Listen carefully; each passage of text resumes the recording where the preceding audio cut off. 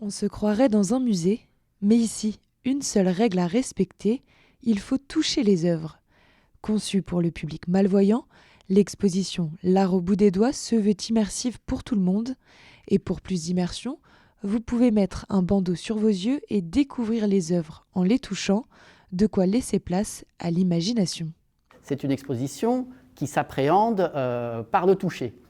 Et ceci afin d'essayer de développer par un autre canal que la vue son imaginaire.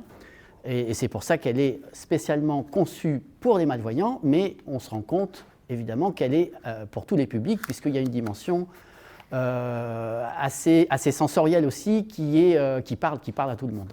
Cette exposition itinérante lancée par le département fait escale à la médiathèque de Saint-Hilaire-de-Riez.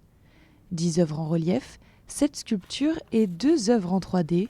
Pour l'occasion, la Joconde de Léonard de Vinci est sortie de son tableau.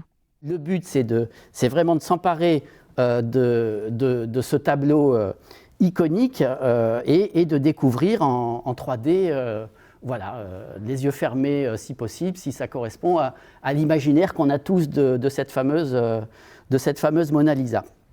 En parallèle de l'art au bout des doigts, une autre exposition est en cours dans la médiathèque.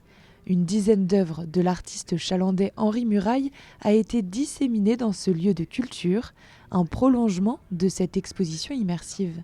Ces sculptures sont faites pour être touchées. Ce sont des corps de femmes superbes. Alors, en général, c'est du bronze. Et donc, il y a ce parcours, à la fois Henri Muraille et ce parcours d'art au bout des doigts, ici aussi, qui se répond.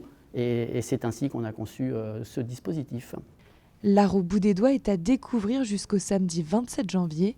Les œuvres d'Henri Muraille, elles, vont décorer la médiathèque jusqu'au mois de mai.